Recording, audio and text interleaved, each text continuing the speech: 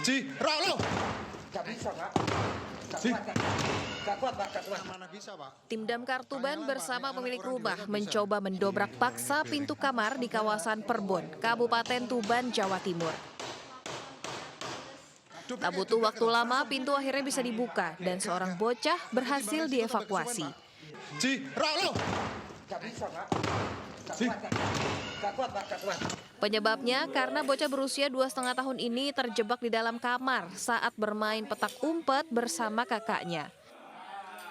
Keluarga yang panik lantaran di dalam kamar banyak aliran listrik yang membahayakan, langsung menghubungi tim damkar untuk meminta pertolongan. Tahun itu terjebak di dalam kamar, sementara kedua orang tua dan kakaknya itu ada di luar. Ini karena informasinya kan anak ini bermain dengan kakaknya petak umpet, kemudian mungkin sembunyi di dalam kamar, kunci itu dimainkan, terkunci tapi tidak bisa membuka. Insiden ini sekaligus mengingatkan kita semua untuk lebih waspada dan mengawasi anak-anak saat bermain. Dari Tuban, Jawa Timur, Pipit Wibawanto, iNews melaporkan.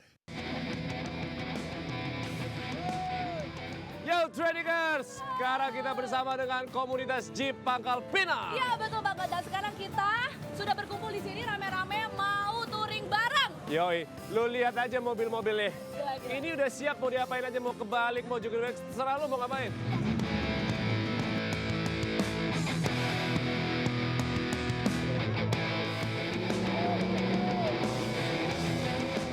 Kedalaman air ditambah derasnya hujan yang turun bikin game ini lebih menantang. Alhasil, hampir seluruh badan gue basah nih, Traders.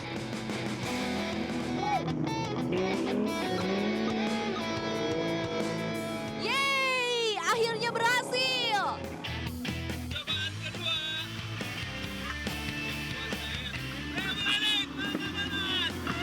Tanah yang makin gembur akibat derasnya hujan bikin mobil tunggangan gue nyangkut nih, Traders.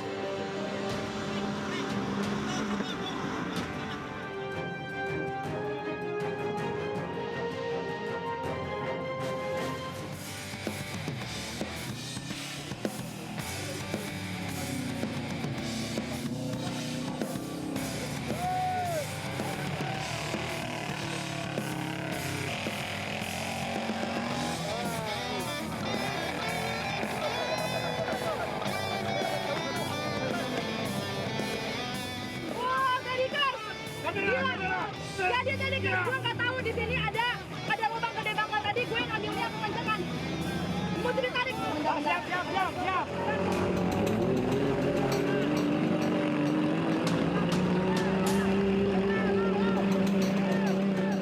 Aduh, sakit.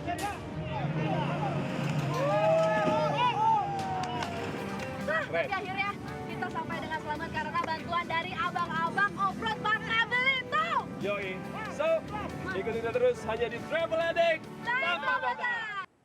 Residivis pelaku curanmor di Kota Padang, Sumatera Barat bersembunyi di kolong tempat tidur saat digerebek polisi. Sementara di Riau, polisi menyita ribuan kosmetik ilegal yang berbahaya untuk kulit.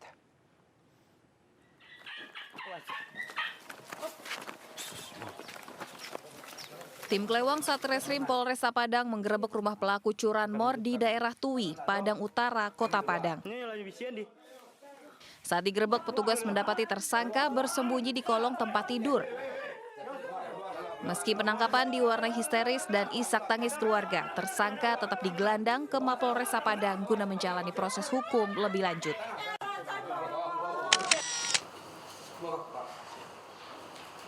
Penyidik Subdit Siber di Treskrimsus Polda Jatim akhirnya menetapkan konten kreator Samsudin sebagai tersangka. Samsudin pun langsung ditahan dalam kasus penyebaran video meresahkan terkait ajaran sesat tukar pasangan. Polisi juga menyebut adanya kemungkinan tersangka akan bertambah. Balai Besar Pengawas Obat dan Makanan Pekanbaru Riau menyita ribuan item kosmetik ilegal mengandung zat berbahaya dan kadaluarsa.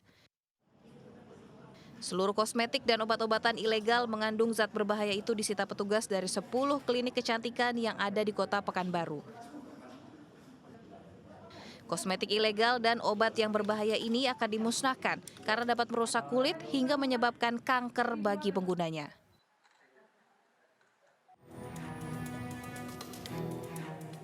Kasus perundungan di Binus School Serpong, Tangerang, Banten memasuki babak baru.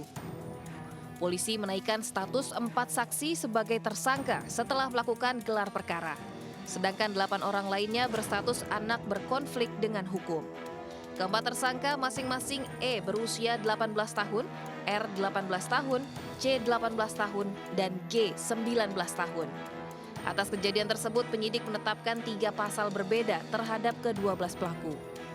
11 orang dengan pasal tindak pidana kekerasan terhadap anak di bawah umur atau pasal pengeroyokan, serta 1 orang dengan kekerasan tindak seksual. Penyidik menemukan cukup bukti sehingga dilaksanakan gelar perkara pada hari Kamis, tanggal 29 Februari 2024 untuk menaikkan status anak saksi ke anak yang berkonflik dengan hukum dalam kurung ABH dan status saksi menjadi tersangka. Peristiwa perundungan terjadi pada tanggal 2 Februari lalu. Para pelaku menganiaya korban dengan dalih tradisi di geng mereka. Dengan secara bergantian melakukan kekerasan fisik terhadap calon anggotanya. Korban mengalami dampak psikologis, yakni merasa tertekan dan stres akut. Dari Tangerang Selatan, Dilami Aulia, Jemi Jasin, iNews melaporkan. Akibat dihantam ombak, sebuah kapal motor karam di Danau Touti, Kabupaten Luwu Timur, Sulawesi Selatan. Sementara akibat pohon tumbang, perjalanan komuter lain terganggu dan penumpang dievakuasi di kawasan Pesanggerahan, Jakarta Selatan. 2 informasi ini kami rangkum dalam Indonesia 24 jam.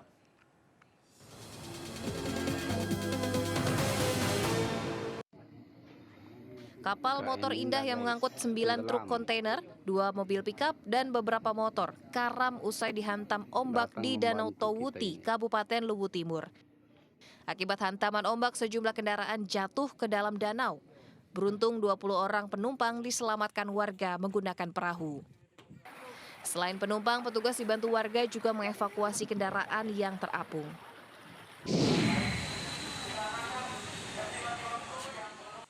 Perjalanan komuter lain terganggu dan penumpang dievakuasi akibat pohon tumbang di Jalan Tanah Kusir, Pesanggerahan, Jakarta Selatan. Akibat peristiwa ini, penumpang menumpuk di Stasiun Tanah Abang, Jakarta Pusat, dan Stasiun Pondok Ranji, Tangerang Selatan. Pohon tumbang diduga akibat hujan deras disertai angin kencang ini menyebabkan kemacetan lalu lintas di kawasan Tanah Kusir.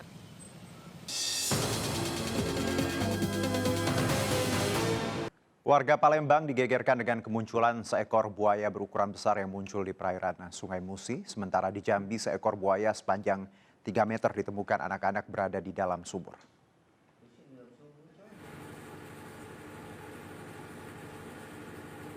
Seekor buaya berukuran 6 meter muncul di perairan Sungai Musi, Palembang, Sumatera Selatan.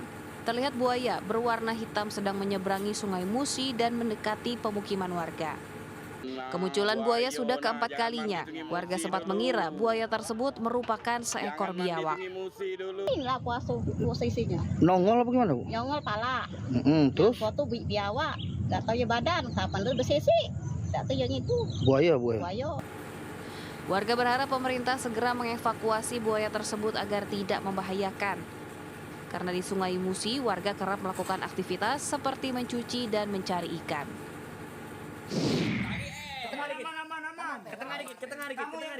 Di Batanghari, Jambi, warga dihebohkan dengan munculnya buaya di dalam sumur. Warga pun berusaha menangkap buaya sepanjang 3 meter dari dalam sumur dengan alat jaring penangkap ikan. Diduga buaya masuk ke dalam sumur pada saat banjir. Buaya pertama kali ditemukan oleh anak-anak saat ingin memasukkan pipa ke dalam sumur. Anak-anak itu bilang katanya ada buaya di dalam sumur ini. Ngasih lihat apa itu video ke saya. Terus dikirim kan. Itulah yang jadi viral. Buaya yang berhasil dievakuasi kemudian diserahkan kepada dinas terkait untuk dilepas liarkan ke habitat asalnya. Dari Sumatera Selatan dan Jambi, Tim Liputan iNews melaporkan.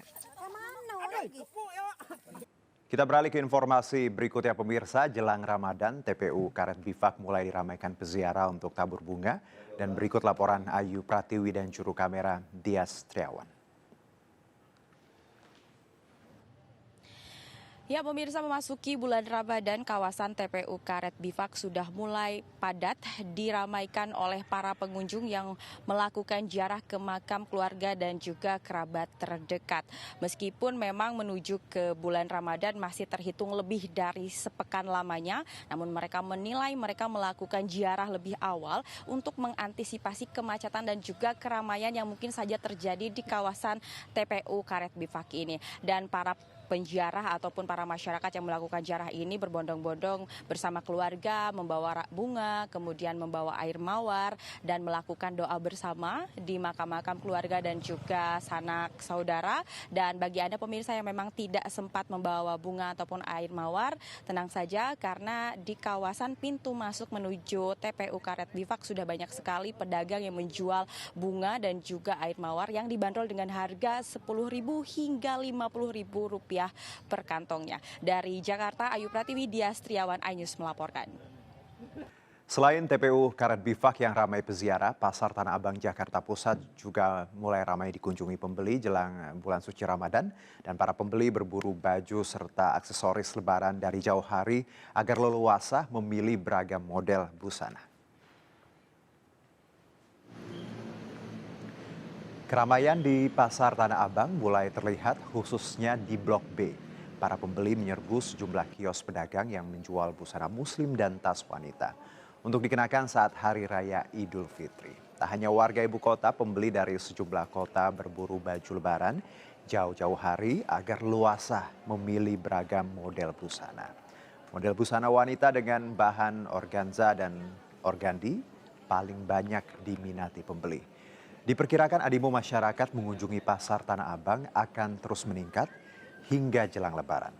Di sisi lain, para pedagang mulai merasakan kenaikan omset hingga 80%.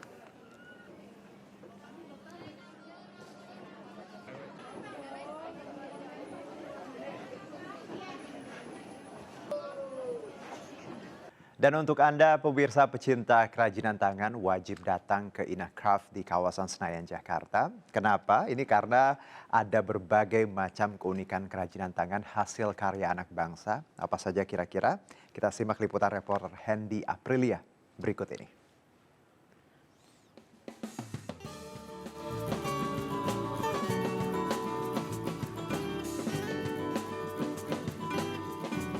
Event Inah Craft 2024 yang diselenggarakan di Jakarta Convention Center ini menyediakan beragam keunikan pameran kerajinan tangan dari hasil karya anak bangsa. Salah satu pameran yang unik pada event Inah Craft 2024 ini, pameran Lawe yang berasal dari Yogyakarta yang menjual aksesoris dengan warna yang cerah dan ramai terinspirasi dari tarian edan-edanan. Hasil karyanya juga memiliki makna doa-doa baik sehingga harapannya dari pengrajin kerajinan tangan ini dan pembeli dijauhkan dari hal buruk. Oke, kalau untuk range produknya, Lawe ada bag and pouches, teman-teman bisa lihat. Nah, kalau yang dilihat di sini warnanya mungkin hore banget, cerah ceria. Begitupun juga doa-doa kami sematkan untuk yang beli produknya Lawe juga terbebas dari bad luck. Pada event ini, para peserta UMKM menjual berbagai macam kerajinan tangan. Bahkan pengunjung yang hadir juga bukan dari lokal saja, tapi juga dari mancanegara. Inah Craft tahun ini juga berbeda dengan tahun sebelumnya karena diikuti oleh 1.500 UMKM dari seluruh Indonesia dengan berbagai jenis kerajinan tangan dan harga yang ditawarkan. Pameran kali ini menjadi ajang memperkenalkan hasil karya bangsa agar dapat dikenal oleh masyarakat luas. Dari Jakarta, Hendy Aprilia, Dipo, iNews melaporkan.